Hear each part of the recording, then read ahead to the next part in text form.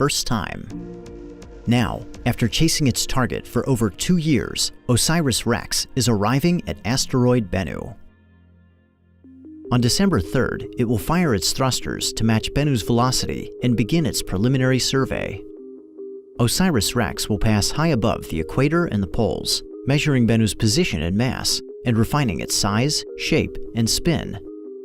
On New Year's Eve, OSIRIS-REX will venture close enough to Bennu to be captured into orbit by its minuscule gravity, making it the smallest world ever to be orbited by a spacecraft. In early 2019, OSIRIS-REX will break orbit to conduct a detailed survey of Bennu.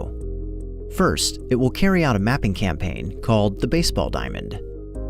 By observing Bennu at different latitudes and times of day, OSIRIS-REX will capture stereo images and identify large rocks on the surface that could pose a hazard later in the mission. In its second mapping campaign, OSIRIS-REX will observe Bennu from 7 different stations around its equator. At each station, it will take measurements from pole to pole using its mapping camera, laser altimeter, and 2 spectrometers.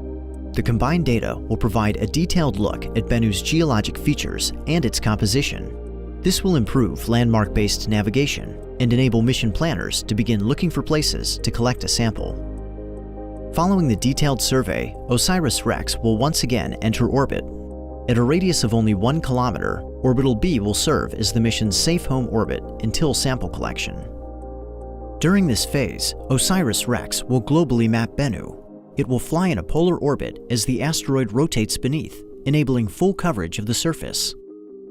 Orbital B's precession, or wobble, will also be used to measure Bennu's gravity field, along with the non-gravitational forces that are slowly altering Bennu's trajectory. In mid-2019, OSIRIS-REX will begin its reconnaissance phase.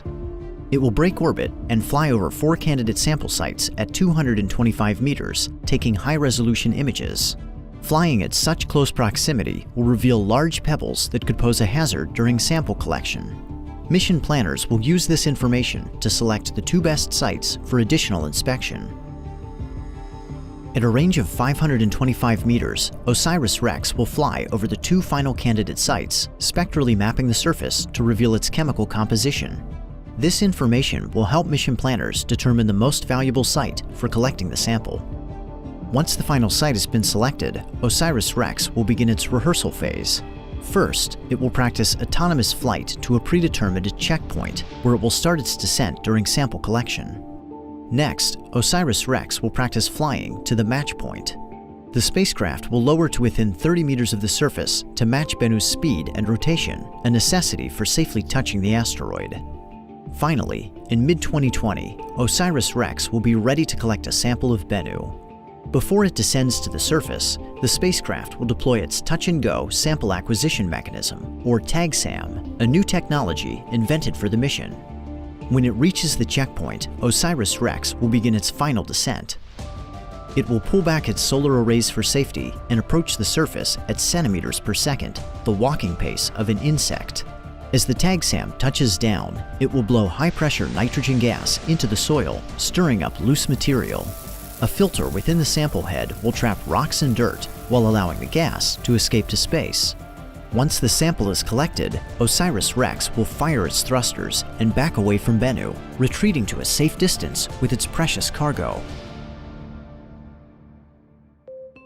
Following collection, OSIRIS-REX will verify the status of the sample using a camera called SAMCAM. This visual inspection will reveal whether any large debris is still attached to the sample head, which could pose a hazard during stowage. Next, OSIRIS-REX will verify the mass of the sample. It will fully extend its TAG-SAM arm and perform a spin maneuver, measuring the change in inertia to determine the sample's mass. If at least 60 grams have been collected and the sample head is clear of hazardous debris, mission planners will command the spacecraft to stow the sample. STOWCAM will watch closely as the sample head enters the return capsule and is secured in place. OSIRIS-REX will then detach the TAG-SAM arm from the head, seal the sample return capsule, and prepare for its journey back to Earth. After departing from Bennu in early 2021, OSIRIS-REX will return to Earth in late 2023.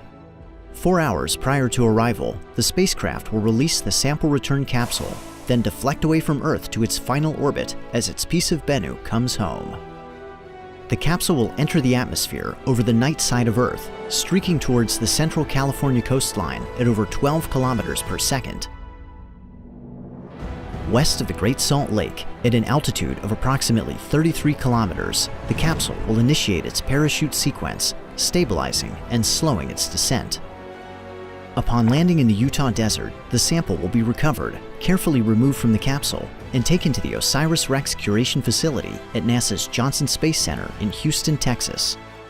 This pristine material from the early solar system will be studied for decades to come, providing clues to the formation of the planets, to the evolution of Earth, and to the ingredients that were present at the origins of life.